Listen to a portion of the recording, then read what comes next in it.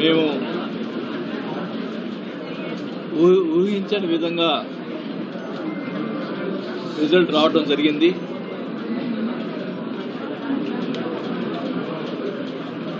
నేను గత 20 సంవత్సరాల నుంచి కూడా 99 నుంచి ఎమ్మెల్యేగా ఉన్నప్పటి నుంచి కూడా ఎక్కడ ఎవరికి ఇబ్బంది పెట్టిన దాఖలాలు లేవు.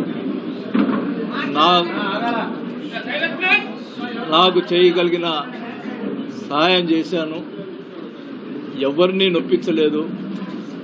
అలాంటి పరిస్థితుల్లో నేను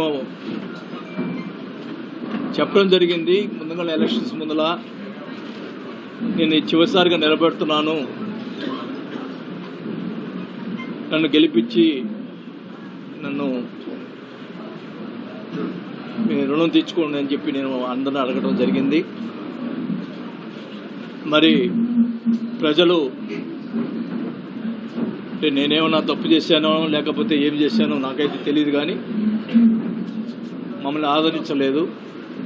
ప్రజలు వాళ్ళకి పట్టం కట్టారు. సో నేను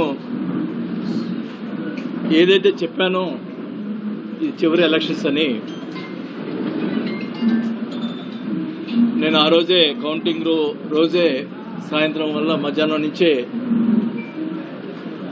బాధ వేసి నేను ఊరు వెళ్ళటం జరిగింది.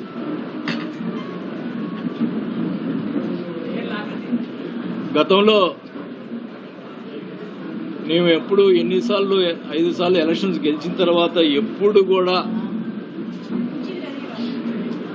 అవతల మీద ప్రతిపక్ష వాళ్ళ మీద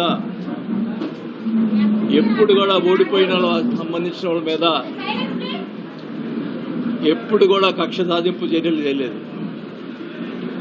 2019 ముందల కమ్మపాలనలో మమ్మల్ని అడ్డగించి అమరవాద పాలన చేసినా కూడా వాళ్ళ మీద అధికారం వచ్చిన తర్వాత చిన్న కేసు కూడా పెట్టలేదు.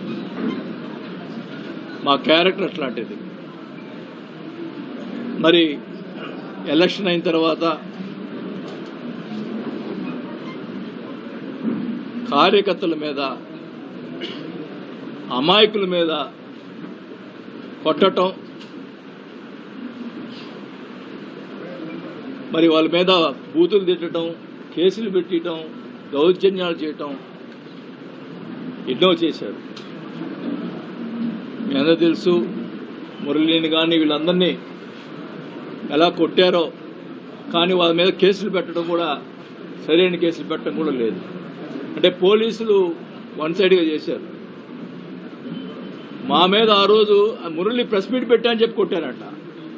నేను అధికారంలో ఉన్నప్పుడు, మంత్రిగా ఉన్నప్పుడు కూడా బోల్డ్ మంది ప్రెస్ మీట్లు పెట్టారు. టీడీపీ వాళ్ళు ఇష్టం వచ్చినట్టు మాట్లాడారు.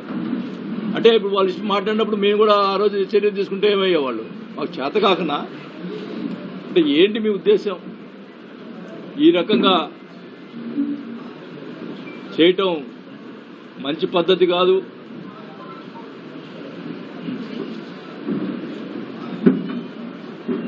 నేనైతే వాస్తవానికి ఎందుకులే మనకి ఈ రాజకీయాలు ఇంకా వద్దు అనుకునే పరిస్థితిలో మీరే నన్ను మళ్ళా తీసుకొచ్చారు రాజకీయాలకి, ఈ ప్రతిపక్ష వాళ్ళని కూడా ఈ సభాముఖంగా తెలియజేసుకుంటా ఉన్నా. నేను వదిలిపెట్టను ఒంగోలుని ఖచ్చితంగా.